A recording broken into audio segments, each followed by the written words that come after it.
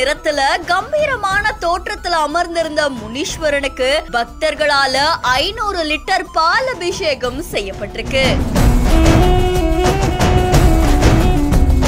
17 அடி உயரம் இருக்கிற முனீஸ்வரனை பாக்குறதுக்காக ஏராளமான பக்தர்கள் குவிஞ்சிருக்காங்க.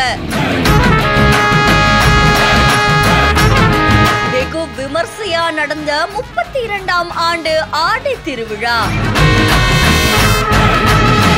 சேலம் மாவட்டம் ஆத்தூர் பக்கத்துல இருக்கக்கூடிய கொத்தாம்பாடி சேலம் சென்னை தேசிய நெடுஞ்சாலையுடைய ஓரத்துல 17 அடி உயரம் இருக்கிற முனீஸ்வரன் சுவாமி கோவில் அமைஞ்சிருக்கு.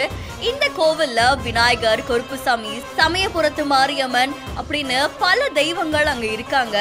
இந்த நிலையில 32ஆம் ஆண்டு ஆடி மாசத்தை முன்னிட்டு ஆடி திருவிழா அங்க வெகு விமர்சையா நடந்திருக்கு.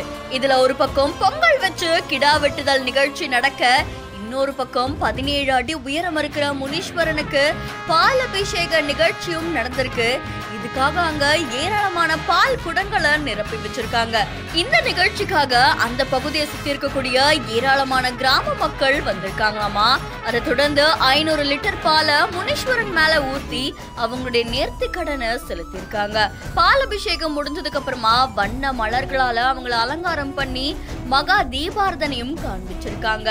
கம்பீரமான தோற்றத்துல வீற்றிருக்கக்கூடிய முனீஸ்வரனை பாக்குறதுக்காக அங்க ஏராளமான மக்கள் குவிக்கப்பட்டது பலரையுமே நெகிழ்ச்சியில ஆழ்த்தியிருக்கு.